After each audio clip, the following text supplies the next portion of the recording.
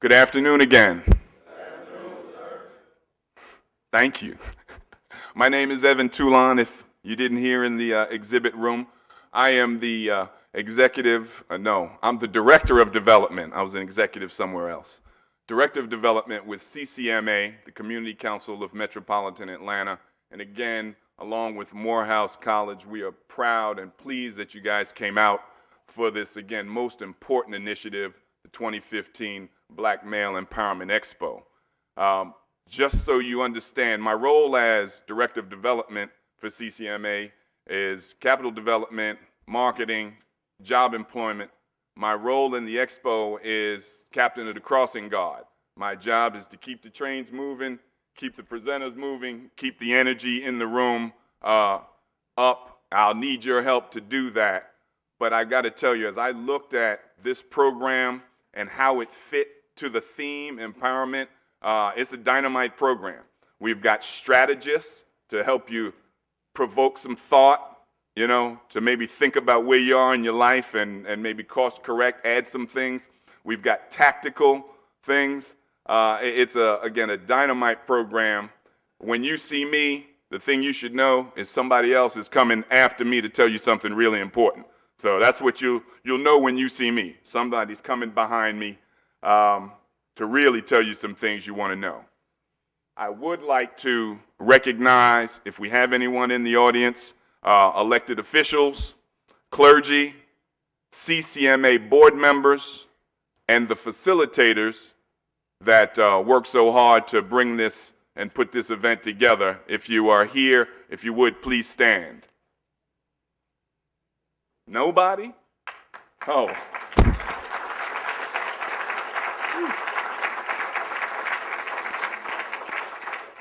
Okay. I'd now like to introduce three gentlemen that will come up here and really provide a strong greeting as we move into the main program. I'd like to bring up Dr. Bryant Marks, Executive Director, the Morehouse Research Institute for African American Males, Mr. Justin Triplett, Chairman of the Board, Community Council of Metropolitan Atlanta, Inc., and Mr. Shadid Abdul Salam, President, Morehouse Alumni Association, Atlanta.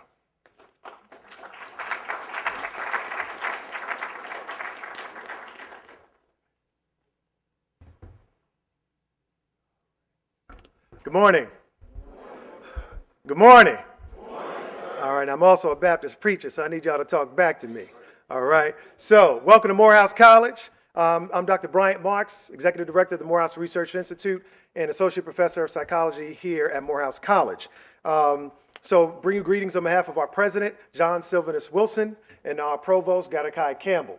So real quick, for the young people in the audience, some key bullet points. Check out our website, www.morehouse.edu. A lot of great information on the website, tells you what we're doing as you all look towards college, because those of you who decide to go to college, everybody will be ready to go to college, but if you decide to go to college, we want you to consider us, all right? But we select the best, so just keep that in mind.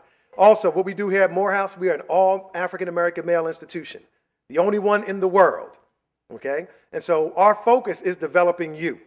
So let me ask you a question. If you had a heart problem, what kind of doctor would you go to? Cardiologist, right? If you had a brain tumor, what type of doctor would you go to? Neurosurgeon or neurologist, right? So when it comes to developing or healing black males, we are the surgeons of black manhood. We are the specialists. It is our mission to develop you. That is specifically and explicitly what we do. So as you are making your decisions about potential places to attend, keep in mind who's designed to develop you, and that's what we are.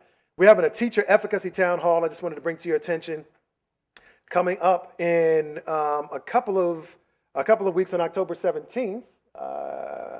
Okay, hold on, we were good. Okay, well, anyway, on October 17th, we're having another event here. Some of you have flyers. It's an education town hall. The path to teacher effectiveness, and what we're trying to do is bring together teachers, parents, and community members to really figure out how they can be more supportive of teachers in the classroom. How can teachers be more effective? So that's going to be on October 17th here in this building. And let me see if I get back to my screen. Maybe this will work for me now. Okay, there we go. All right, follow us on Twitter, so at Morehouse or at Dr. Bryant Marks. I release a lot of information. I'm also a presidential advisor, so I advise President Obama with the White House Initiative on Educational Excellence for African Americans. So I'll tweet out a lot of things independently of the college. So follow me on Twitter, and then I didn't finish that Facebook, but if you just do a search for Facebook for Morehouse College, you'll see us. All right, so again, welcome you to Morehouse College. For those of you who haven't been here, let me do that real quick. For how many of you all is this the first time you're on Morehouse's campus? First time? Wow, okay, wonderful. All right, so what we need to do is make sure we stay in touch with the folks that brought you here and maybe set up some time for you to visit some classrooms or some other events where you can get a better sense of what we do here at the college. All right, thank you for your time and attention, folks.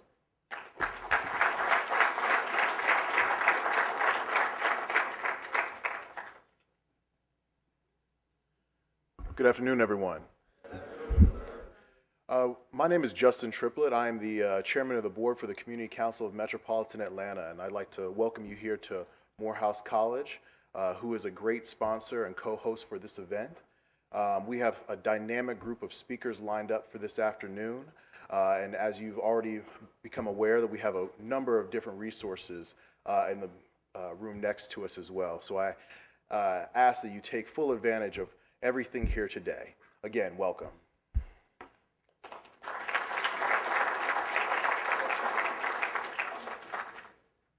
Greetings, everyone.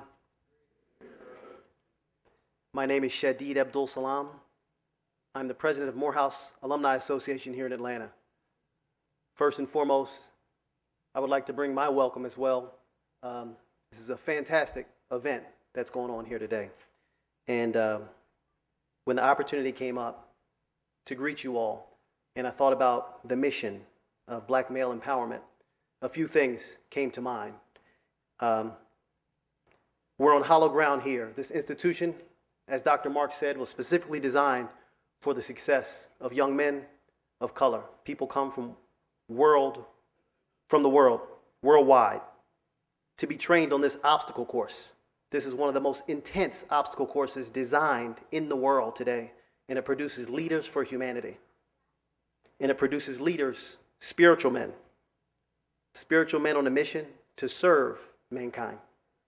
So our goal, we want to make sure that you all keep in mind, it's not necessarily about, it is about your intellectual capacity and you reaching excellence intellectually, but it's a heart condition. Make sure your heart is good. You have a heart to serve.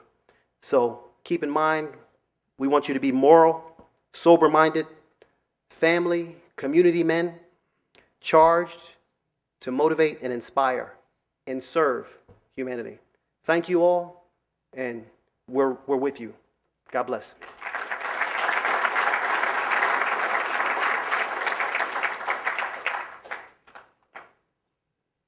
The trains are running on time. Before I bring out our next person to just present a few words, I wanted to just add one piece about empowerment. I spent 28 years in corporate America. You spend a lot of time talking about the word. And I'd like to give you 6 pieces, 6 elements to empowerment from the standpoint of how I operate. I call it an empowerment pyramid. All right, it's only 6 elements. The bottom 3 make up the foundation: responsibility, accountability, and authority. If you don't have all 3 of those in place, you can't be empowered. They are required. They're the jacks to open. This expo really brings the 4th and 5th elements into play: knowledge and resources. That's what the expo is here to provide you, to fill what gaps you may have in that space. Information, understanding, skill development, all right, where to get this, those are resources. So again, look at this expo as an opportunity to fill those gaps, because the last element is always the most important one, and you can't get it anywhere but from yourself, and that's the willingness to act. So if you've got the responsibility, the accountability, the authority, the knowledge and the resources, and you're willing to act, you are fully empowered to do what you need to do. My next, or the next person to speak is the person in charge of this. I call her the chief cook and bottle washer because she does everything around here. Norma Joy Barnes, CEO and founder of CCMA. Thank you. Good afternoon, and I don't cook and I don't wash bottles, so. Are you ready to be empowered? Well, let me ask you again. Are you ready to be empowered? Yes. One more time. Are you ready to be empowered? Yes, ma'am. Okay, well, if you are, you're in the right place, because we have a dynamic team of workshop leaders, motivational speakers, trainers, facilitators, service providers that will provide you with the tools, resources, and information that you need for empowerment. You know, you don't have to wait until you finish high school or college to be empowered. You don't have to wait until you're 21 years or 30 years old to be empowered. You can start where you are now, and I'm pleased to see a lot of young people in the audience. This is the second year that we've had high school students here. Let's give them a hand. Because the time is now. Now, the Community Council of Metropolitan Atlanta created the Black Male Empowerment Expo 4 years ago to provide resources, opportunities for young men of color to help empower them. Before that time, we conducted Overcoming the Odds, success strategies for young black males, and we did that for 4 years. We decided to consolidate it and just do one. We had reservations for over 350 people. We had to cut off reservations, but we know that folks make reservations sometimes and don't show. So those people may come in later, but I'm just happy that you all are here. When we launched the Community Council of Metropolitan Atlanta, I made a statement about the challenges and the odds faced by our young black males, because they are different than challenges faced by white males and even black females. These are challenges that I know about, and we decided to embrace a group 18 to 28 to try to help that group, because we felt they were underserved. They're disproportionately excluded from the workforce. They are disproportionately represented in the criminal justice system, but these things can change, and that's what we want. Interestingly enough, President Obama, and Dr. Mark said he's a presidential advisor. I'm not, but he might have heard what I said, because 6 years later, he made a statement very similar to my statement, the statement I made in 2014. Also, last year, we decided to add STEM training to our curriculum. We have a 16-week institute for young black males 18 to 28 years of age. And we're going to add 4 weeks of training for entry-level STEM positions, science, technical, engineering, and math positions, so that we can enhance their careers. Well, President Obama made a statement a week or so ago that he wanted to add STEM training for young men of color, because it will empower them to succeed. So we're all on the same page, and I'm very grateful for that. You should have a program booklet. It has the itinerary on it, and we're running a little behind time. It has bios on our speakers, and you'll hear from them today. It has the agenda. It has information on our service providers, including names, telephone numbers, and email addresses. And then we have a list of everybody who was instrumental in bringing this together. On the last page, you have a page to take notes, and we hope that you will be taking notes today. So before I turn it back over to our dynamic host and master of ceremony, let me just read what President Obama said. He said, "You matter, you count, you have capacity. We're going to help you." President Obama is doing it with my Brother's Keeper Initiative. The Community Council of Metropolitan is doing it with the Priority Mill Institute, and all of our service providers are doing it too. So please know that you matter to us, and we are here to help in any way we can. Thank you again for coming, and enjoy the expo.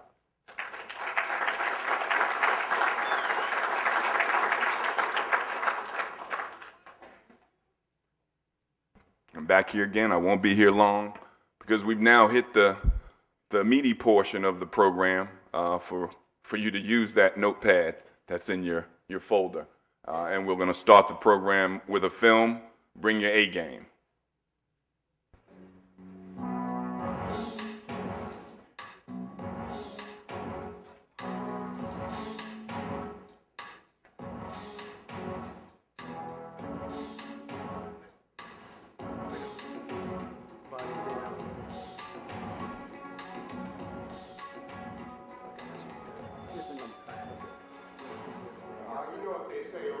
The truth will set you free. No, that's First, you're going to be upset. There will be some things said in this movie that will upset some people. Truth said in your face that you don't usually hear. And the brothers telling you that truth, they already got their boardroom hustle on, their street hustle. They're making money. They're bringing the A game. They're just trying to see if you can break yours. The truth is, about 75% of white kids graduate with a high school class. For Asian kids, the number goes up a little bit to 77%. And for African American kids, the number goes down to 50%. That's right, we have a 50% dropout rate, and it's mostly young brothers.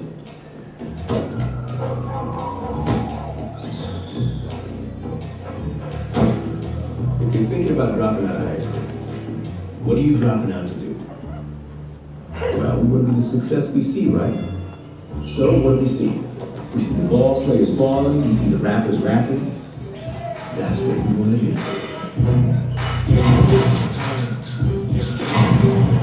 Tell me, man, a lot of brothers come up and think, oh, I can just jump into the hip-hop game. What do you say to them? You know, everything is easy once you take the time to learn how to do it. Whatever game you want to get into, GAME, then, you know, you have to learn it. And then after learning it, you got to try to master it, or you got to try to bring your talents out through the structure of what the game is all about.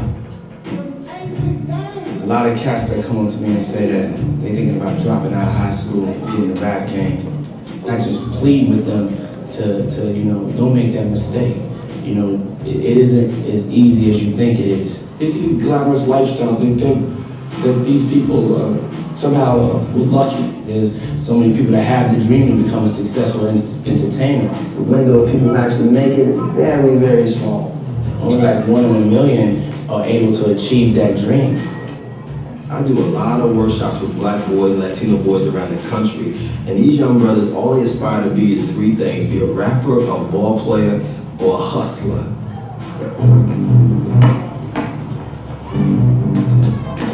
So you want to play pro basketball?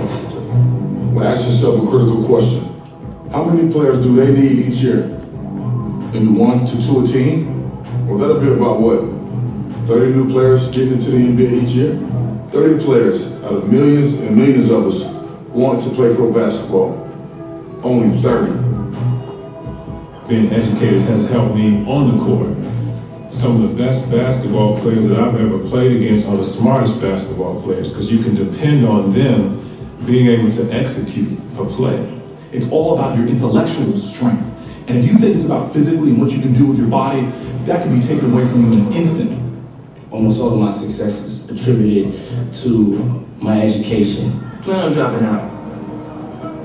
Just give you a little scenario on what might happen. Nothing. Think of an office building with a lot of doors. You got all these students going in these doors, and coming out the other side is doctors, lawyers, school teachers, anything you want. Now imagine there's only 2 doors at that same building, and one says rapper, and one says ball player. And now you got all of us, all the brothers, running for those 2 doors. So imagine everybody else is shooting at a really big target, and we're shooting at a little narrow target. And our target has a timer on it. If we don't get through the doors by the time we're 30, it's game over.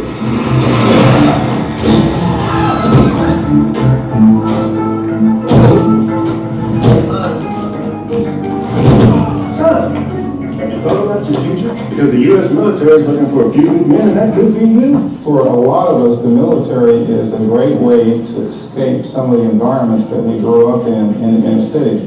And The greatest thing in military office, I think, is an equal playing field. The downside of joining the military is we are at war right now, and it's a very dangerous war.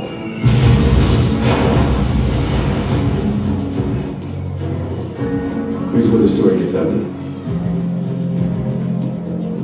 You're on the street, you got no education, you didn't make it in the hip-hop game, you didn't make it in the ball game, and you didn't enlist in the military. You still gotta eat, you still gotta make money, you still gotta pay rent, you still want all the fly lifestyle, the women, the jewelry, all of it. So how do you get it legally? Well, the catch is, you don't. Hey, yo, come in, man. Got that fire for you. Hey there, baby. Hey, I got something for you right here. Something special tonight. I got a proposition. You want to make some money? In these young years, when you're thinking about what I want to do with my life, get knowledge, get smarter. The earlier you drop out, the quicker you're on your way to failure. When I grew up, there was the predators and the prey. You were going to be one or the other. I dropped out of school when I was in the 9th grade. I didn't learn how to read and write until I was 28. I'm like, yo, you do a stick up, takes you 5 minutes, you get it over with, you got check in your pocket, you on your way. When I was 17, I was wrestling for armed robbery. I'm looking at like 10 to 25 years. They talk about trying me as an adult. I got caught in that drug trade. The money was so great where I didn't want to stop. You ended up doing 6 years in New York State prison. I was fortunate to get the 5 years I got because I could have been facing a life sentence.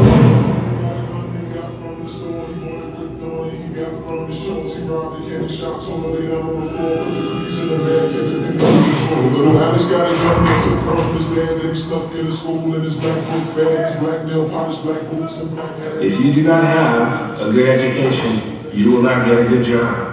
If you do not get a good job, you are fast-tracked into prison. For-profit prisons are beginning to project the number of prisons they will build in 20 years based on 3rd and 4th grade reading scores. Failing schools equals successful prisons. It is not me. There are more black men in lockdown in prison than there are in college. That's a fact. 1 out of 3 black men is going to end up in prison. That is a fact. You understand what I'm saying? They're ready for you. There's a direct line from the schoolhouse right to the jailhouse. I think a lot of the decisions we make would be better if we valued the relationship with our children. If we understood that if I take this chance, that 2-year-old child of mine is going to be without their father for 4 years. Every little boy, every little girl I know wants their daddy with them.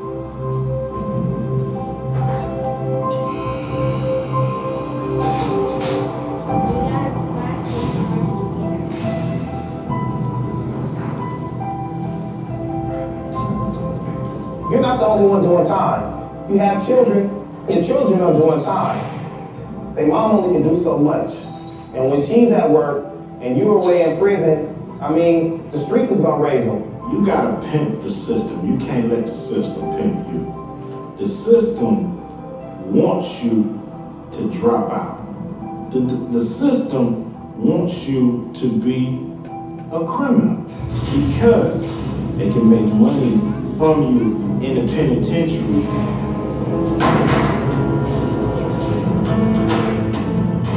When we were incarcerated, most of us had work numbers. What I mean by work number, we were actually getting paid to do a job. The whole prison system in the United States of America is a multi-billion-dollar business. A lot of these prisons are privatized. What are private prisons going to do? They're going to try to make money. You know, that's what they're all about, how much money they can make so that their stocks can go up. Somebody's got to make those bulletproof vests. Somebody has got to make those electrical wires. Somebody's got to make that stuff. So why not you? They allow companies to come in and use the labor, cheap labor. Because when you're in prison, people in prison get paid like $15 every 2 weeks. So if you're sitting there thinking you can't have a regular minimum wage job out here in the street, think about that for a minute.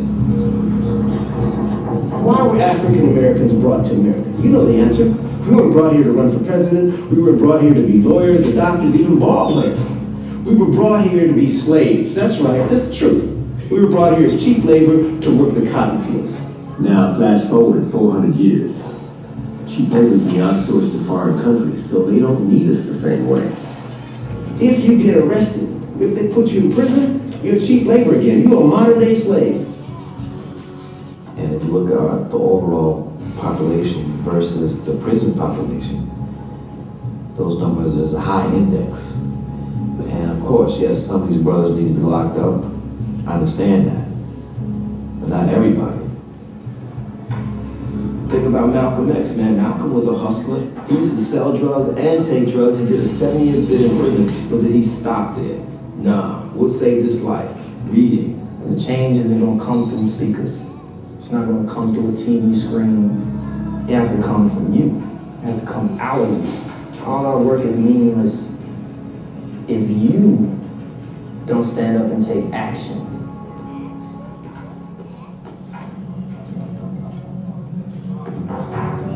Hold it right there. If you didn't drop out, hang in here. If you did drop out, or if you did some time, figure out a way to get back in school, get your high school diploma.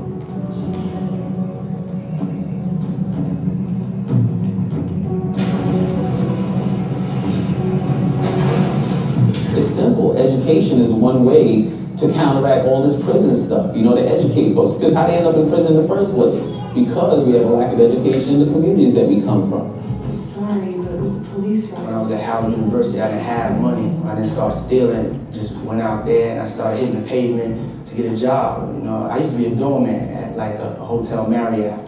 I used to pump gas and wash windows. I used to clean toilets in this Mexican restaurant. I wasn't having to ask for nothing, and I was making my way out of nowhere. I think I got something for you. Come on. Your destiny is up to you. You can't be a boss unless you start from the bottom. Today I wake up inspired to take over the world, but I want to take over that store. I walk to the store and I start to sweep the front of the store. I sweep the front of the store every day, and the owner keeps looking out and thinking that his store is a clean store. He eventually comes out and pays you, and one day he brings you inside. Now you're in the store. You're doing the work. He gives you a little more than he gave you to clean the store, and the next thing you know, you're the manager of the store. Kevin Lyles, he was a store sweeper, you understand? He was a free intern who worked so hard for the company. So Kevin Lyles became the chairman. That's my story from intern to president. So I took the presidency of Def Jam in '98, ran the company until 2004, and then I left to be part of the Warner Music Group. It's not a lot, but it's a job. You cannot get rich if you don't get an education. And somehow, one group in America has been sold the biggest lie of all time, that you can get rich without an education. The difference today between somebody who doesn't graduate from high school and somebody that actually goes to college, the earnings over a lifetime are well over $1 million. If you're a young brother thinking about dropping out of high school, what's next? Your options are limited because if you didn't complete the course, how you gonna come work for me? How I know you're gonna complete the job? You will not be hopeless if you continue on with your education. And we're not just talking about schooling, because school teaches you skills. Education teaches you what to do with those skills. You can come back later for the final one. Computers are over there if you'd like to use it. Thank you. Check out brothers like you, who made their way out of no way, like the 3 doctors. The situation I went through with the whole robbery thing changed my life, and it made me realize how close I came to pretty much spending the rest of my life in prison. Because had I not been 17 and a half when it happened, had I been 18, I would have been an adult. And the whole story would be written differently. But when I got out, I came home, I told my boys from my hood that I'm going to college. They was like, get out of here, man. Nobody from Dayton Street go to college. Me, yours truly. Public elementary school, wasn't a great school. Public middle school, wasn't that good either. Public high school, wasn't that good. Nobody from my high school had ever gone to an Ivy League school. Ivy League, that's the oldest, best, most prestigious universities in this country. Way back in the day, they didn't even let black folks in. And most folks said you can't go from this school to Ivy League, but someone told me I could, and you know what, I did. You gotta read. You gotta find books. You gotta find authors that speak to you. A lot of things you don't understand is somewhere in a book waiting for you to discover it. Read Malcolm X autobiography. The biography of Malcolm X as told to Alex Haley. Invisible Man, 1984. James Baldwin. Fire next time. To Kill a Mockingbird. For overall business, there's the New York Times and the Wall Street Journal. For movies, there's Variety. For music, there's Billboard. I was one of those cats that like made my A's and B's and hid my report card because, you know, it wasn't cool to be doing well at school. Young, bright African-American kids who speak correct English are ridiculed for acting white. My parents, you know, were tough on me on like, no, enunciate, get this right. No, it's said this way, not that way. They may try to say, you selling out, or you know what you're doing is a corny thing. It's not corny to be educated. Come on, you know what I mean? When did it become okay for us to say it's corny to have an education? Usually the guys that are putting the most pressure on you are the dudes that don't have the confidence and they're kind of insecure about things. If they don't pay your bills and if they can't whip you, you really shouldn't care what they say. I want you to take a piece of paper and I want you to write down where you want to be in your life. The next 2 years, the next 4 years, the next 6 years. Someone will come up to you and they'll say, hey, let's go hang out. All you have to do is look at that piece of paper. Is what he's asking me to do matching where I want to go? If it doesn't, say no. With success comes a lot of sacrifice. That means less hanging out on the corner, less smoking blunts, less drinking them 40s, less partying.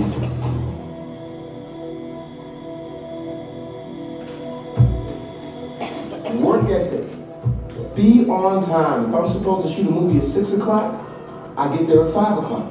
Don't look for shortcuts, put in the time, do the work, and have pride in what you do. You being able to switch your game up when you go for an interview, put on a suit. But also, don't be afraid to learn from somebody that is of a different color than you. Learn Spanish, learn French, learn all that you can. The more you learn, the more powerful you are. I don't consider myself the funniest guy around or whatever, but I get so much more opportunities than certain people just because people know I'll show up.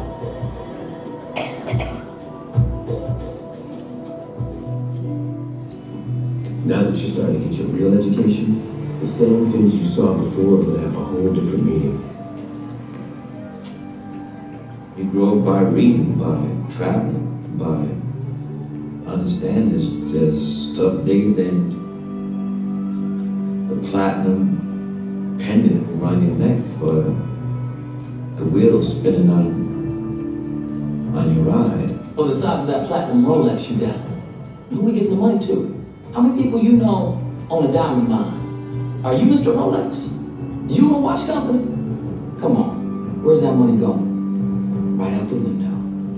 A lot of y'all can't really sing. I call it hobby rapping. But how about that you can own the record company you rap for? We gotta jump from just playing basketball to owning the team. When Magic hung up the ball, Magic went into business. Starbucks, movie theaters, real estate development. One game doesn't get it done. The problem in America is there's a line 10 blocks long for every job that's out there. We are competing against people who are prepared to work very hard for very little money.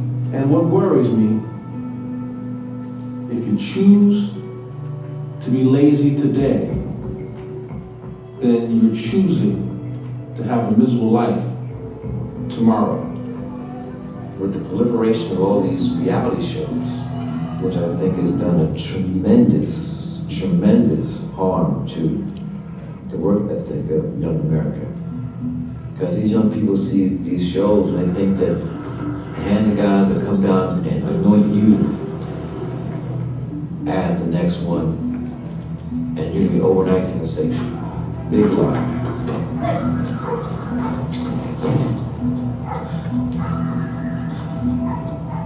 Stop standing on street corners and dying on street corners. Street corners that don't know your name. We have to stop selling crack out the crack house, and we got to start buying the crack house, rehabbing the crack house, and reselling the crack house for a property, because that's where the money's at. So the more you try to go forward in your life, the more you're going to want to put yourself where other people try to go forward. Positive people. If you can seek out and find one person that you may see in the neighborhood who you see does go to work every day. Talk to them. Tell them you don't even know where to start. Don't even be afraid. Just say, look, I want a better life, and I don't even know where to begin. Try to join a local organization and find a mentor if you don't have a mentor. If you need a job, you need a high school diploma. Your work skills and your education is going to determine how much you're going to make in your life. If you don't have a high school diploma or a GED, you're not going to make a lot of money. You're going to be a minimum wage cat. Reading, it's reasonable. It's not just about getting educated to the now, it's about shooting for what's next. Green is next, solar, wind, organic. It's the only part of the U.S. economy that's growing. Doors are open everywhere. It's up to us to walk in them. The best thing I tell everybody that you should be in is the business of whatever you love. Best way. I can't honestly say that I've done anything on my own because everything has come from an inspiration or guidance from someone else. That you pursue the most important thing on this planet. And you young folks. Not oil, not money, not gold, not fame, but you. Because how you go is how the future goes. Congratulations, brother. Work ethic plus education. You brought your A game. Thank you. So how do you get from there to here? Well, it's not easy, and it won't happen overnight, but it can happen. First thing you have to do is conceive and believe that you can get here. Second thing you have to do is make sure that you've got some skills that will support you when you're here. And to do that, you got to go to school. You got to stay in school. And then the third thing you have to do is outwork the other guys. I'll even go further, and I'll say, I want the young brothers to not just be successful, I want them to be great. Makes sense? It's all possible, right? Yes. And those who tell us that we can't, we will respond with that timeless creed that sums up the spirit of a people. Yes, we can. Mr. Rossi Eason and his workshop, Success is Your Birthright. Rossi Eason is an entrepreneur, author, educator, poet, and all-around community activist. Mr. Eason has started several companies ranging from benefits management to marketing and practice management companies for doctors. He's also authored several books on the subject of business, marketing, and the current economic and political standing of the Black community. Mr. Eason is the founder of the Restore Black America Foundation, which is an organization founded to implement a plan to restore Black America over the next 100 years. Don't know why we're all not part of that organization. This organization's strategic focus is on building schools for youth and adult entrepreneurs in Black communities. Please join me in welcoming Mr. Rossi Eason.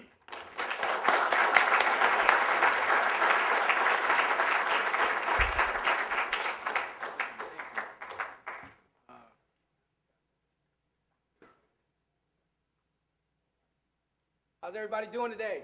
Great, sir. All right, I like that. Just 1 second here. I want to first of all thank God for being here with you guys today and being able to share this message with you. It's really a big honor for me. Before I get into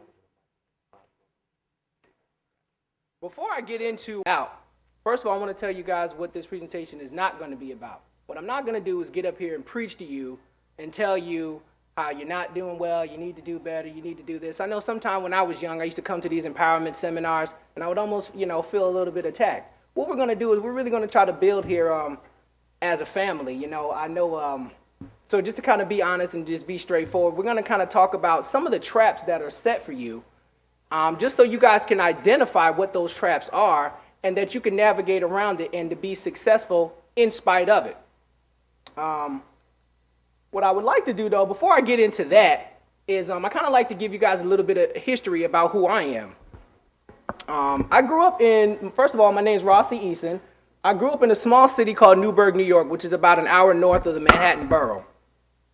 I had a really interesting upbringing in the fact that I grew up upper middle class, but I lived in between two different sections of life. If you go to the left side of my house, it's a very rural area, and I went to a predominantly poor white school. However, if you actually go down the other street, as you can see here, I actually grew up right down the street from the ghetto, where a lot of my friends were. So I actually spent a lot of time going to a poor white school, but also hanging out over here in the ghetto with most people. To make it even more interesting is that my mother was actually a social worker, and I used to work with her, working with predominantly very low-income people, very impoverished people. On the other side of things, my dad was actually an aviation consultant who actually worked with billionaires, typically the top 1%. So with that being said, I was able to travel around the world and fly on G5 private jets. I was able to stay at top-notch hotels. And so I had a very different experience. I mean, I could literally be on a G5 during the day and a private jet during the day and be in the projects the same night. So I grew up in a very well-rounded, with a very well-rounded group of experiences, which I felt kind of qualifies me to kind of talk to you guys about what's going on here today. Now, because of that, I realized that I did have a gift for being able to communicate in different environments. And as the saying goes, to whom much is given, much is required. So I knew I always wanted to do something to help out the black community because I always knew what we could be if given the right circumstances. Now, interestingly enough, God answered my prayers. Something interesting happened to me. A friend of mine actually introduced me to something called the Willie Lynch letter. Has anybody in here ever heard of it? All right, that's good, that's good. For those of you that have not, I'm just going to give you a quick, a brief synopsis of it, and it's something that you should look into as well. But it essentially was a transcript of a speech that was given at a slave owners convention, where he actually talked about if you want to control black people, you don't do it physically because it's impossible because they outnumber us, but you do it psychologically. Because of the psychological prison that you put them in, all of the problems that they have will become self-perpetuating. And it's interesting because you still see all of the things that you see today. So for example, they talked about what they call amplifying the differences. So you put light skin against dark skin, young against old, male against female. What I thought was really interesting, and it pertains to us here today, is he talked about particularly destroying the black male and the black male image. Because if you can cut off the head, you'll be able to collapse the entire body. So with that being said, I looked at this and I said, if this is a plan to destroy black people, if I just reverse engineered it, could I create a plan to rebuild the black community? Which is where I got the term Restore Black America. Since then, I've written a book that outlines a 6-step action plan for restoring the black community in different areas such as culture, economics, health, politics, family, and spirituality. I even went out and had a guest interview from Professor Griff from the legendary hip-hop group Public Enemy. Since then, I've also gone on to found the Restore Black America Foundation to help provide the tools in these different areas with a strategic focus on building entrepreneur schools across the nation, in addition to the one that we have right here in Atlanta. So, with that being said, let's go ahead and get right into it. I want to kind of talk about the current state of black America as it stands, and then kind of narrow it down as it particularly pertains to black males. As you know, statistically, as black people, we're pretty much down in almost every area in terms of we have the highest rate of incarceration, the highest rate of unemployment, we have the highest rate of heart disease, many other issues that are actually going on in our community. And there's a lot of different factors that go into play that cause the situation to be exactly what it is. I really want to go ahead and really start to break this down. I'm sure you guys have been watching news over the past years, couple of years. You've seen all of the things going on in our community. Everything from the Trayvon Martin to the Michael Brown to the Eric Garner, all of these different issues.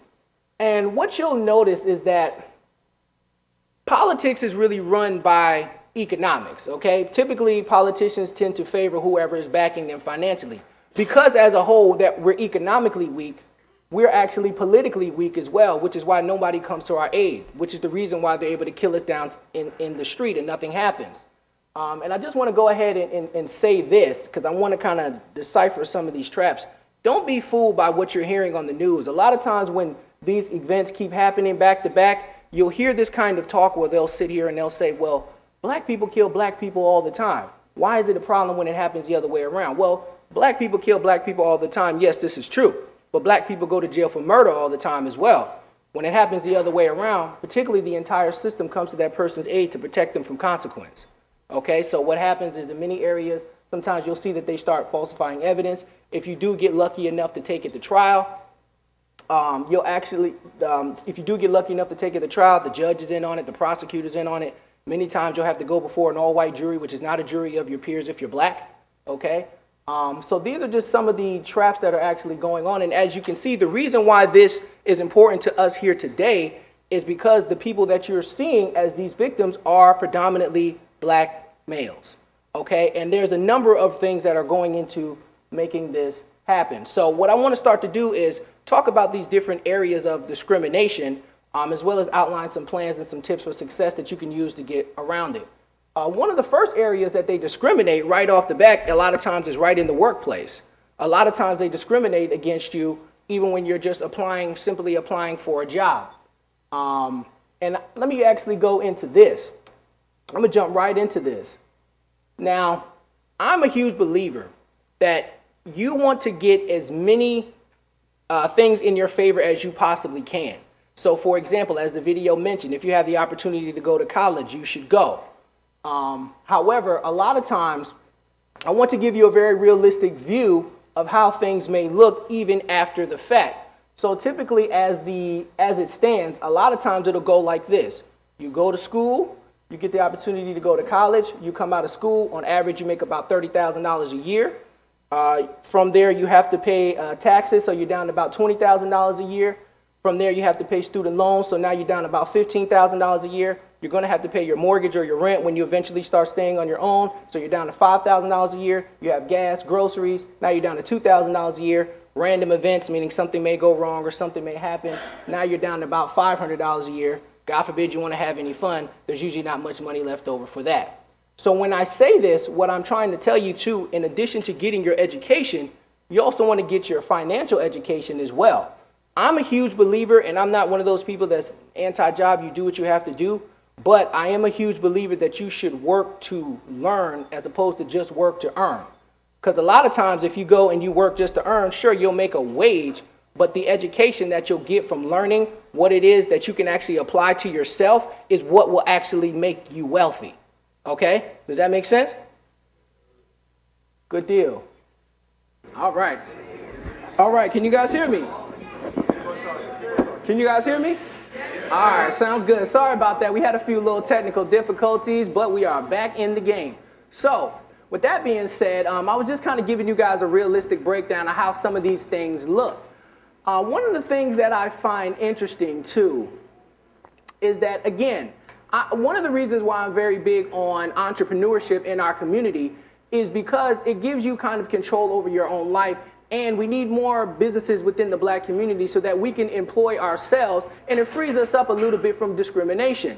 I know a lot of times, and some people may disagree with this, they have, if you guys don't know, you guys may be a little bit young, but you might hear some things called, like, for example, they have something called affirmative action, which means that they actually have to hire a certain percentage of us, which is okay, but the problem with that is it still forces you to ask the Donald Sterlings of the world for a job. Do you guys remember Donald Sterling? Yes. Exactly. Who can tell me in here, anybody tell me in here what he got in trouble for? What is it that he did? Yes, sir. I'm sorry? Exactly. He got in trouble for calling black people out of their name. Now, mind you, this is a man who runs a team that's pretty much all black. Here he is employing people. Instead, he doesn't even respect the people that he employs. Same thing with this lady, Nancy Gorduck. Do you guys remember this at all? Yeah. Who can tell me what she got in trouble for? Yes, sir.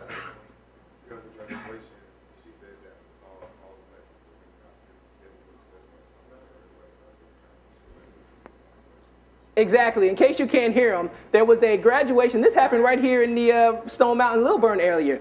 There was a graduation here. She basically forgot to put the valedictorian on the speaker sheet, so people got up and left because they thought the program was over. And she made a very rude comment basically saying, well, look who's leaving, all the black people. In other words, all the people that are going to complain and say about racism, all of this. But the reason why I put this up here is that these are the heads of your institutions. A lot of times when you go into a job with an employer, sometimes this is how they're looking at you. These are the heads of your schools, the heads of your institution. Now, I'm not saying that everybody is racist or against you, but I do want to give you guys just somewhat of an idea of some of the systems that are up there and that are against you. Now, here's what's really interesting. When I was growing up, Cameron actually had an album called Sports, Drugs, and Entertainment. And when I really looked at that, I said, wow, that is pretty much the major options that they give you. If you were like me, I know me, I always wanted to have my own empire when I was growing up, so I was never really big on having a job. So like most of you guys, I tried to go to the NBA. I actually played in the Georgetown summer program. I used to produce, I used to make beats, I used to do all of that. And when you really look at it, These are the major opportunities that they give you. I want to try something else really quick. Could anybody give me here maybe a few, give me a few examples of some black rich people that we would all know? Anybody? Yes, sir. You right there. Yes. Okay, Rich Homie Quan. Who else? You. Oprah. Tyler Perry. Rich Homie Quan, entertainment. Oprah, entertainment. Tyler Perry, entertainment. Now, say, okay, there's a few, but here's the thing. The reason why I'm saying that is that in many opportunities, we don't have the same opportunity as someone else. I've done similar questions in a group that was not of black people, mainly white people. Sometimes they would say Warren Buffett or Bill Gates or maybe even Mark Zuckerberg. So when you look at it, why don't we have some of those examples? Part of that is that if they can force all of your interests to be in entertainment, you tend to consume the majority of what you're interested in. So you tend to only consume things that entertain you. And entertainment is the exact opposite of education in most instances. So therefore, they try to keep you from becoming an intellectual so that you never think and create real change. In other words, they want to keep you amused. If you know anything about me, I'm very much into the etymology of words, which means where words come from, so that way it can tell you a lot about a word. The word muse is actually the Greek word for thinking. Anytime you put a in front of something, it means not or the opposite. That's why with someone who doesn't believe in God is considered an atheist, right? Theo is where we get the word God from, or theology, or theist, meaning of God. So when you put an a in front of it, it means not God or someone who doesn't believe in God. So same thing with being amused. Considering that muse is thinking, when you put a in front of it, it becomes amused, which means that you're not thinking. So what they try to do is only keep you trapped only in entertainment so that you do not get the opportunity to think about things and create real change. Now, this is actually something very interesting here, and I took this from the Willie Lynch letter that we mentioned earlier, and it has some graphic language in it, but it's real because it exists. Here's the American plan for black males. In this particular letter, he says something really interesting. He said, "He is a good tool, now to be ready to tie to the horse at a tender age. By the time a Negro boy reaches the age of 16, he is soundly broken and ready for a life of sound and efficient work and the reproduction unit of a good labor force." Let me read this another way. He is a good tool, ready to be tied at the horse at a tender age. Ready to be tied to the streets at a tender age. By the time he reaches the age of 16, he'll be ready to spend the rest of his days inside of our prison system. It still reigns supreme today. Now, for those of you that don't know, the 13th Amendment is actually the amendment that freed the slaves, if you will. And it essentially says that slavery is hereby abolished in America unless you're convicted of a crime.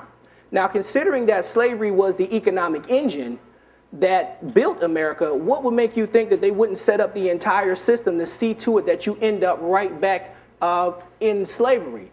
Okay, as you know, black males tend to, we're actually incarcerated at a higher rate. That doesn't necessarily mean that we commit crimes at a higher rate. The system, and a lot of times you hear people saying that the system is broken. It's not broken. It's doing exactly what it's designed to do since day one. So when you really look at that, a lot of times it's set up as a trap. Trapped you either physically, meaning you're actually in prison, or if you're not, you're trapped in what we call paper prison, which means probation, parole, or sometimes for men when they get older it becomes child support, those things. And all of that keeps you from being able to find a job and being able to provide economically, which then puts you in a situation where you tend to spend the rest of your days committing what we call survival crimes, which is where drugs, robberies, different little things like that, which is where a lot of black males tend to get themselves into trouble. With that being said, now let me say this. I'm probably one of the biggest hip hop fans you could find. If you catch me off of this stage, we could debate hip hop all day. However, we cannot deny that there are certain things that are inside of the culture that are causing us to have issues. Now, I'm not saying that hip hop is the cause for all crime. Crime was here before hip hop. Drugs was here before hip hop. All of these problems were here before hip hop. However, we can't deny that the glorification of the drug culture is causing us to aspire to things that we normally shouldn't aspire to. And y'all know what I'm talking about. Baking soda, I got baking soda. Don't act like y'all don't know that song, right? Whip it through the glass. You know what I'm talking about. You know what I'm talking about, right? What? Really? Okay, you got that young boy, move that dope. You're using all of this in your head. Now, here's the thing that's interesting. They make it seem so cool. Everybody wants to talk about how many bricks they move, but nobody talks about going to jail. See, they make it look real cool to the judge hit you with them football numbers, and he tell you you ain't coming home to the year 2089. Okay? So this particular culture that's being created is essentially the public relations arm for the prison industrial complex. Because if we can make you think that it's cool to do certain things that will have you end up in jail, it will create an entire culture around that for you to end up right back in the prison, which is again modern day slavery or the same institution that existed from day one. Okay? And with that being said, as a black man, sometimes it feels like the whole world is against you. Sometimes, economically it's against you. It might be harder for you to find a job or harder for you to provide. Sometimes socially it's against you, right? They're always talking about how you wear your pants or how you wear your hair or how you talk. And it seems like everybody has something to say about black males, but hardly anybody has any solutions for us. Well, I'm not here to tell you that you can't succeed because of these traps. As a matter of fact, I'm here to tell you the exact opposite. That success is actually your birthright. Each one of you in here has been given the same right by God for you to be successful here on this planet Earth. However, in order for you to be successful, you can't approach it blindly. You have to have a plan. So let's kind of talk about planning for success. First of all, again, success requires planning. It requires you to think on multiple tracks. So you have short-term planning, meaning what are you going to do today, tomorrow, next week? You have midterm planning, meaning what are you going to do 5 years, 10 years down the road? Long-term planning, what are you going to do 10, 20 years? Then eventually when you get really good at it, you'll get to the point where you have multi-generational plan, which means that you have plans that will actually outlive you. So I just want to go over a few things as far as that's concerned. Now, don't get me wrong. I'm a huge proponent of taking action because planning without action essentially leads you nowhere. However, you want to take action in the right direction. Many of us employ what I call the ready, fire, aim strategy, right?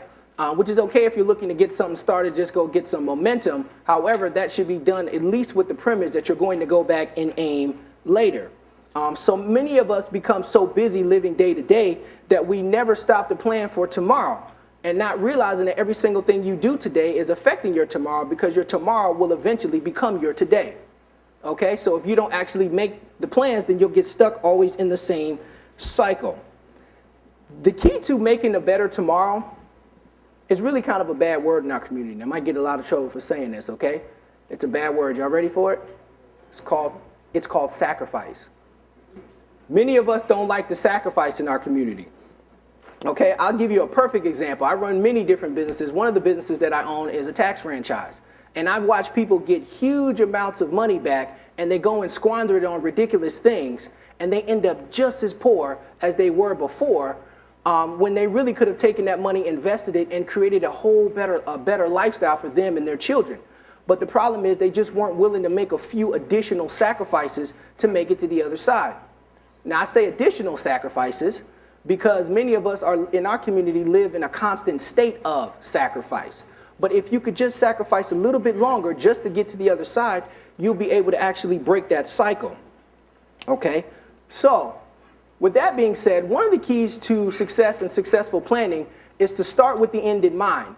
You want to think about what kind of life you want, what kind of house you want, what kind of car you want, what do you want for your lifestyle. And then you want to reverse engineer your steps to facilitate that end goal. And what that allows you to do is that it allows you to order your days, meaning that you know exactly what you're going to do each and every day, and then that way you're not wasting time. More importantly than saying yes to things is a lot of times what you're able to say no to. You're able to say no to things that don't have anything to do with where you're going. And now you get to use your time wisely. And I like to think of time as an acronym for the intelligent management of your energy.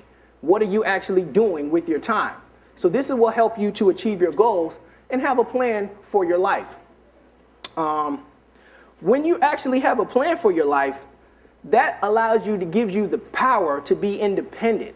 And independence comes in many different areas. Number one is independence in your lifestyle. One of the reasons why I'm a big proponent of having your own business is because it gives you the freedom to have the kind of life that you want. A lot of times, what you have to realize is that whoever controls your time controls your life. Think about that as you get older and the things that you're doing. Whoever controls your time controls your life. So you want to gain independence over your lifestyle. And again, when you have a plan, you get to say no to certain things, and that keeps you in control. The other thing is independence from debt. Now, some of you in here are very young, but again, I'm trying to save you a lot of time so you don't fall into these traps when you get old enough. Here in America, we have this thing called the American dream, right? They sell us this thing called the American dream. We essentially go to college, we get a good job, we end up having our own, you end up getting your own home, all of that. Nice, comfortable lifestyle. That's what they call the American dream. Well, let me show you what that really looks like. Okay, you go to school, typically, you pay for your school through student loans. Okay, you have one debt, but that's manageable. You can manage that. Okay, that's one level. Then you turn around, you get you a job. The first thing you say is, okay, now I'm ready to get a house. Now you get a house. That becomes a ball and chain. Now you may end up being stuck at a job that you don't particularly care about because you have this debt that's attached to you. One of the things that they'll tell you, one of the reasons why they always say go out there and own a home, which I am a big proponent of, but hear me out on this. They're forcing you to go out there and then you get what's called the mortgage.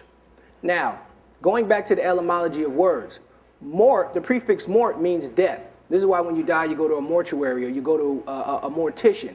When I was growing up, I used to watch it was a movie that got turned into a show called The Addams Family. You guys, anybody here familiar with that? Yeah. Right? It's a dead family that's really living or whatever. The wife on there, her name was Morticia. And the husband, Gomez, used to refer to his wife as my dear Mortier or my woman for life or until death. So prefix mort means death. Gauge is a grip. When you put a clamp on something or a gauge, it's a grip. So anytime you sign on to a mortgage, you just entered into a death grip. So what happens is the American dream is really just a big propaganda campaign to get you into debt. Again, I'm not speaking against going to college or getting a house or anything like that. I just want you to understand what it is that you're getting into so that you can navigate through it as you're moving through life. Next, independence from political influence. I made a reference earlier to many of the black males being shot down in the street, different things of that nature. Part of that is because that we're underneath a certain level of political influence. I'm gonna tell you a quick story. About a few months back, me and my sister did some traveling, and we actually stopped at one of her friends' house. Now, her friends were actually Asian. They were Chinese.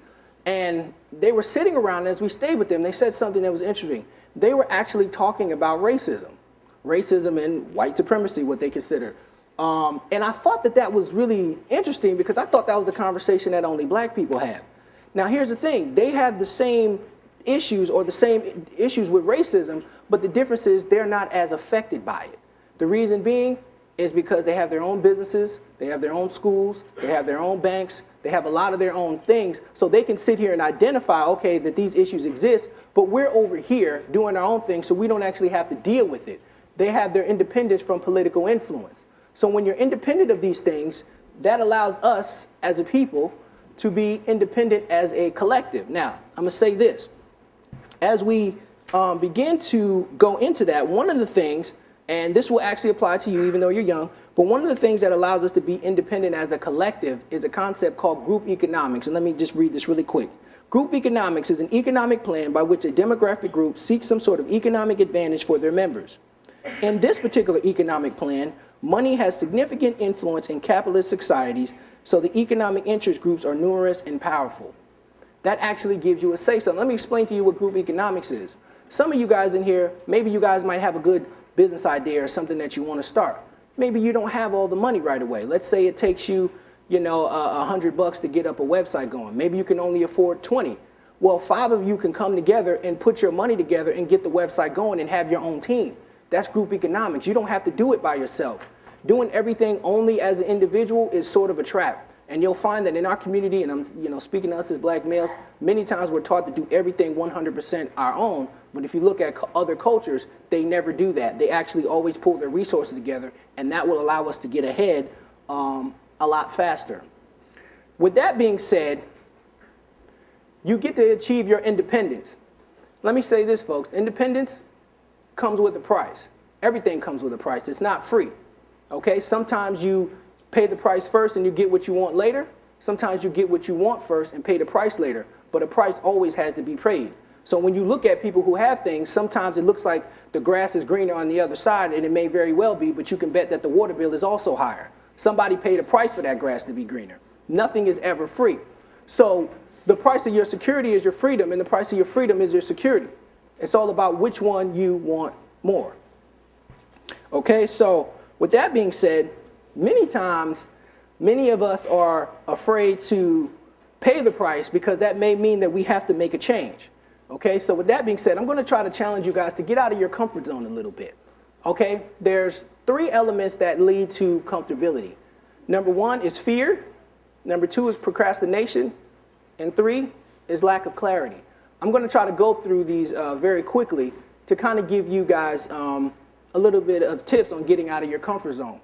Number 1 is the fear of failure. A lot of times we're afraid to do things because we're afraid of failing. What I like to tell people is, don't look at failure as failure. Look at it as a test. If you do something and it doesn't work, you didn't fail. You just successfully proven that whatever method that you're trying to do isn't the method that needs to be used for whatever it is that you're trying to accomplish. Okay, so don't look at it as failure. Look at it as a test and understand that you may have to test several variables to get to whatever it is that you need to get to. Okay, next is the fear of the unknown. A lot of times, we're afraid of doing something simply because we don't know exactly what is to come. What I always like to tell people is you don't know what you know until you know it. Everything that you've done that you know now, there was once a time when you knew not. Okay, so don't be afraid of the unknown. Cutting edge people always go into uncharted territories. You know who, when that person that goes first, you know what that person is called? A leader. Okay, don't be afraid to be a leader. Sometimes people are afraid of being a leader. They're afraid of making their own decisions. Okay, so you, or not you, you good, but the person sitting next to you, sometimes they may be afraid of actually doing something, and that's why they always like to operate in a crowd. And that's where what they call social pressures come from. But don't be afraid of the unknown. You can do something that you never know. Next is fear of success. Sometimes, believe it or not, we're not as afraid to fail as much as we're afraid to succeed. And that is a derivative of the fear of the unknown, because if you've never experienced success, that becomes unknown territory for you. Now, I'll give you even my own testimony. When I first wrote this book, I actually thought it was so good, I was actually scared to put it out. I said, well, what happens if I actually become a household name? What happens if I go everywhere and people actually know who I am and I can't go anywhere without people knowing who I am? So I kind of held back on it a little bit until I thought, what a tragedy it would be to be given something by God, but yet not actually putting it out simply because I was too scared of the results. You know what the biggest tragedy in life is? It's not death. It's not living your life up to your true potential. So don't let fear keep you from being great, okay? Next, fear also leads to procrastination. A lot of times you start saying to yourself, what if this doesn't work? Or what if I try to do something and I get laughed at, or I fall on my face, or whatever? A lot of times that will keep you from actually moving forward. So you end up procrastinating and doing nothing. The challenge with that is that it puts you in a situation where you're always waiting for the right time. Let me tell you something, folks. The graveyard is full of people who are waiting for the right time. And I got news for you. They're still waiting, okay? So don't let that happen to you. Procrastination is the thief of time. It robs you of your time, and that's one of the most valuable things that you can have. Next is lack of clarity. A lot of times when you're not clear on what it is that you want to do, because either you're not comfortable doing it or you're afraid of what's going to happen, a lot of times it leads to confusion and you'll be going in different directions. You want to get clarity on what it is that you want to do. Earlier on, when we spoke about starting with the end in mind, what that really is getting clarity, which will allow you, as we mentioned, reverse engineering everything that you want to do, so every single day you're actually clear on what it is that you want to do. Think about this. If you've ever been late going somewhere, or you had somewhere to go, whether it be you're going to class, you're going to an event, or you're going to something, what happens? You're doing everything in your power to get there. If you're on the highway, you're making sure that you're trying to get around people. If you're in the hallway, you want to move around people to make sure that you get to class on time. Why? Because you have a definite destination on where you'd like to go. You're clear on it. You know where you're supposed to go, and you know what time you're supposed to get there. Now compare that to the weekend when you're having some leisure time or whatever, where you're not really interested in, getting somewhere at a particular time. You're kind of going with the flow. That's how most people go through their whole life. They go through their whole life just joyriding. Why? Because they lack clarity. They don't know exactly where they are supposed to be. So, with that being said, you may have to look at something a little bit different. With that being said, it will allow you to make the necessary changes. So when you get clear on what it is that you're supposed to do, that is what will help you to get out of your comfort zone. Okay, now you can't sleep all day because that's what comfortable people do. You don't have time to just sit around and dilly-dally with everybody or this person and that person because that's what comfortable people do. You won't have time to sit around and fool around and do things that don't have anything to do with where you're going. Okay? So with that being said, I want you to expand your mind, expand your territory, rule, subdue, make the necessary changes by getting clarity on what it is that you are to do. Now this is really interesting here. We spent some time in here. As you guys know, I'm an entrepreneur. I'm very big on entrepreneurship. We talked about different ways to make money. We talked about how they give you different opportunities, right? Sports, drugs, entertainment, all these different kind of things that they're putting in your face. We're simply, now that we're up here, we're talking about success principles.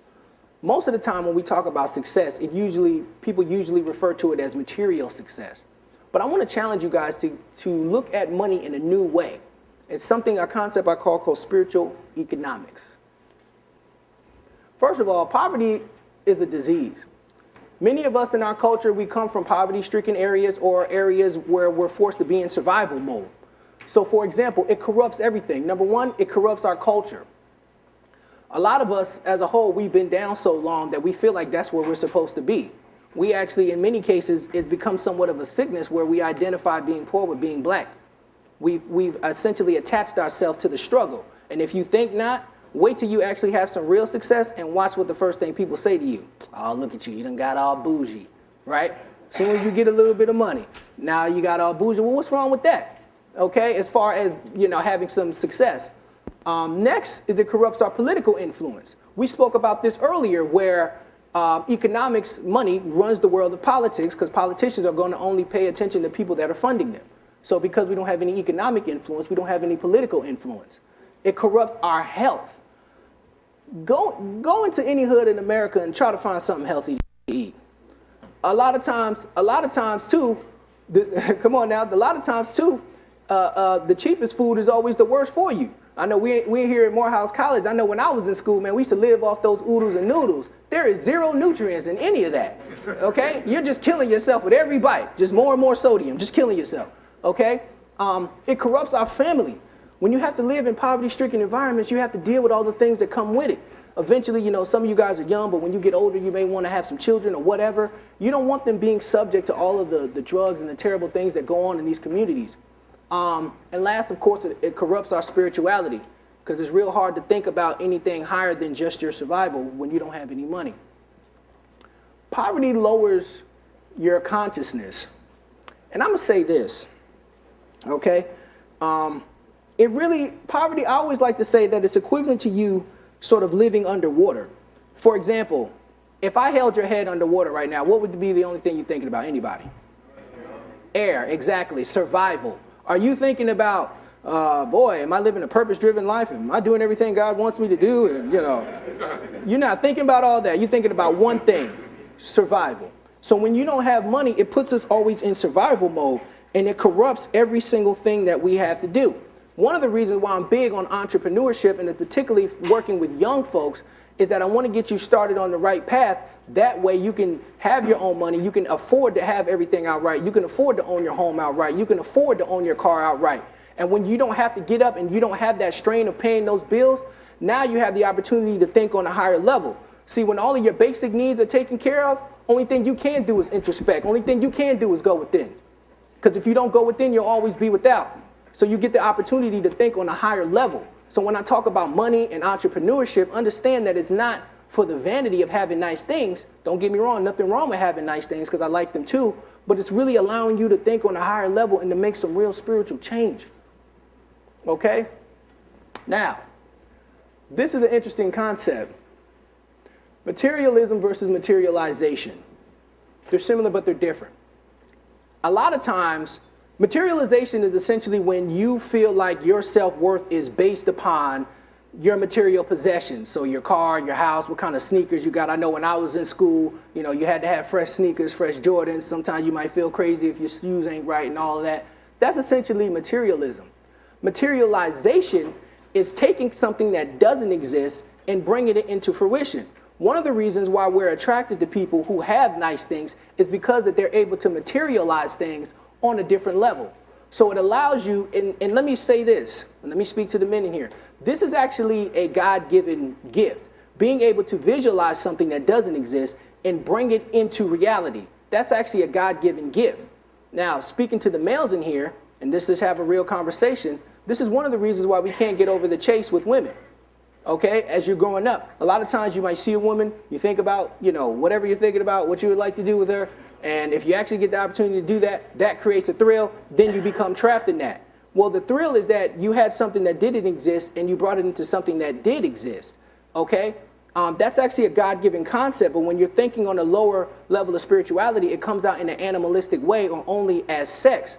But if you think on a higher level, that same concept can be used to visualize $1 million business and bring it into reality. It could be used to visualize a beautiful family structure and bring it into reality. It could be used to visualize a black male empowerment expo where you can have hundreds of beautiful black men getting together and nobody has to argue.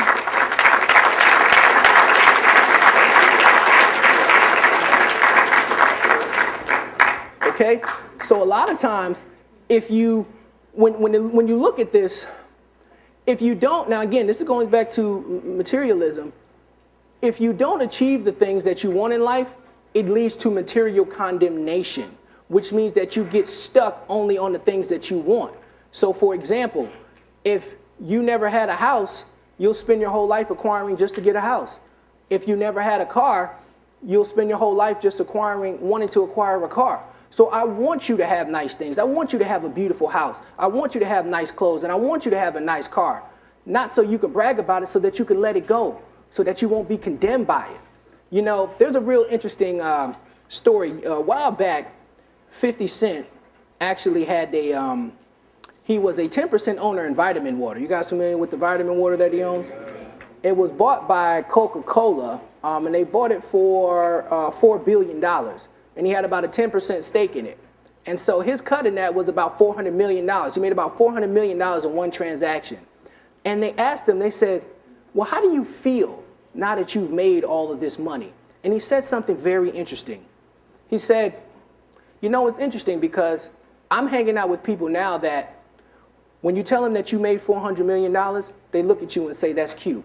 Now you got enough money to go do what you really need to do in the world. He was like, but when I go back to my neighborhood, they're still impressed with what kind of car I got. But he said that they don't understand that they don't make a car I can't afford. So that doesn't interest me anymore. He's not condemned by it. So again, when I say these things, I want you to have the material success so that you can let it go, and that way you won't be condemned by it, and you can achieve a higher spiritual level of thinking and be on a higher spiritual plane. Okay? Money frees you up spiritually. Your purpose in life is not to work to pay bills, nor is it to make money. When you go before your maker someday and he says, well, what have you done with the time I've given you? You're like, well, God, I got up and went to work every day. I paid my mortgage, I paid my car note. If that's all you did with your life, you'd have missed it, okay? I'm just here to tell you, if you bought a whole bunch of Jordans with your time, you know, that might make you look cute in school, but that ain't it. That ain't the only thing that you're here for, okay? It allows you to think beyond your basic needs of food and shelter. You know, if I ask most men in here, particularly older men, and I say, well, what do you think your purpose in life is? Most of them will say to provide for my family. That's part of it. Well, what does that really mean? You make sure that you have a roof over your kids and your wife and your kids have a roof over their heads, okay? You make sure that they're not hungry, that they got food in the fridge. That essentially boils down to food and shelter. You know what that's called? Survival. You mean to tell me your entire purpose in life is just to survive? No. If that's all you did, then you'd have missed it. If that's all you did with your time, you'd have missed this whole thing called life, okay? Now, you may not have money, but you can invest your time, okay? Time is essentially very important. Let me say this. I was at a seminar one time, and it was a very intimate setting such as this. And a guy said, he said, did I ever tell you about the time that a guy came to me and he paid me $1 million for 15 minutes of my time? Paid him $1 million for 15 minutes of his time. And he says, and he took what he learned from me in that 15 minutes, and he turned around and he made over $100 million. My question to you fellas, who are you spending time with? See, people are only going to do three things for you. They're either going to advance you, they're going to keep you where you are, or they're going to hold you back. Only one of those things is good. So watch who you're spending your time with. Time is very important, so don't waste it with people who don't have anything to do with where you're going. Okay? Next, money and time are actually synonymous. If I went around the room, and let's say I was in a room strictly full of working adults, and I went around the room and I asked everybody how much they made, and one person says, I make such and such per hour, and the other person says, I make such and such per year. Typically what you'll find is that the person who tells you how much they make per hour makes the least. The person who tells you how much they make per year makes the most. Because the person who tells you how much they make per hour is living their life in the same capacity. They live hour per hour, day per day, week per week. The person that tells you how much they make per year is more of a long-term thinker, and therefore they have long-term strategies, and therefore they don't have to live only in that particular moment. They can afford to make plans. The trick is to be able to think long-term even when you're only living in the short term. Okay, so that goes back to long-term thinking versus short-term thinking.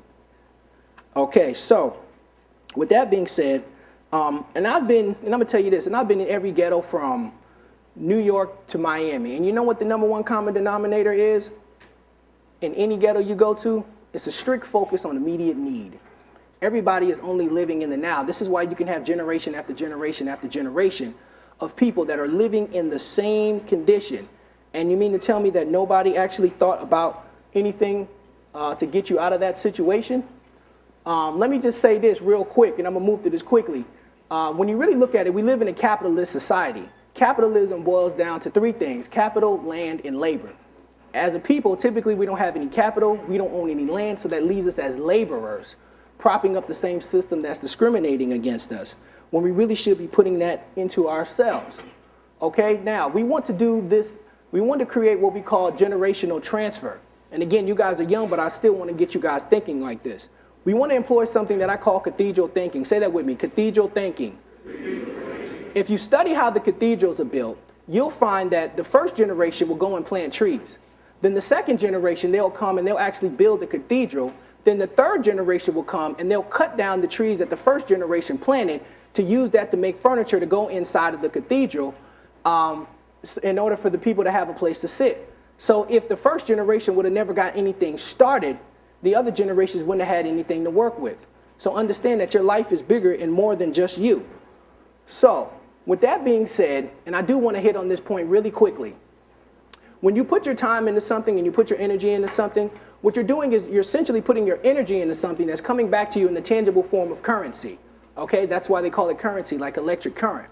So we are all essentially energy capsules. We're carrying a godly energy within us.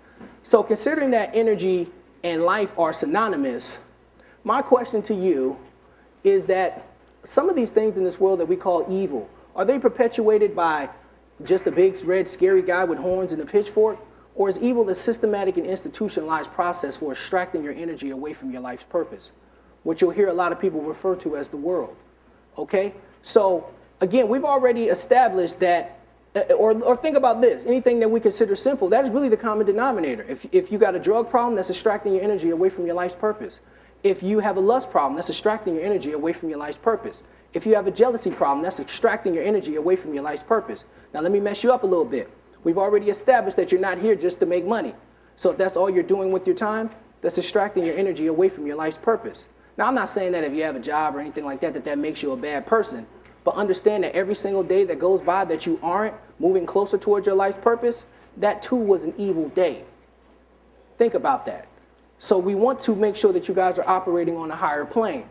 My last question to you is, how bad do you really want it? The difference between some of you in life that'll be successful and the difference between some of you in life that won't be successful, the only difference is how bad do you really want it? what are you willing to do to get yourself to that other side? So ask yourself that question. When you feel like giving up, when you don't want to do something, ask yourself one question: how bad do I really want it? Am I really willing to pay that price? And I'm going to leave you guys with that here today. Now, before I get off the stage, I'm going to do something kind of risky. Do I got about a minute?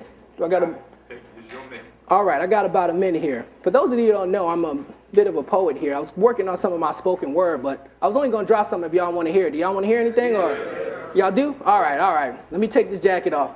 I got about a minute, so I'm going to go ahead and try to fly through this pretty quickly. I got 40 seconds. All right. Let's do this real quick before they kick me off the stage, okay? All right. We come from kings and queens, so they lied when they said you was just a beast in the cage. When you look at me, you can see my whole family history running through my veins. See, my sister taught me to fly like a bird. As a matter of fact, Robin's her real name. My dad taught me to be a warrior. Vietnam is where he changed. And you already know that black don't crack. My mother already 65, but she looked good for her age. They paved the way for me to say that you were more than just a slave. See, I'm going to start my own life story starting back in the days. See, the elders tried to school us, but their words never really concerned the youth. Then the school system fed me lies, so I went in search of Sojourner's truth.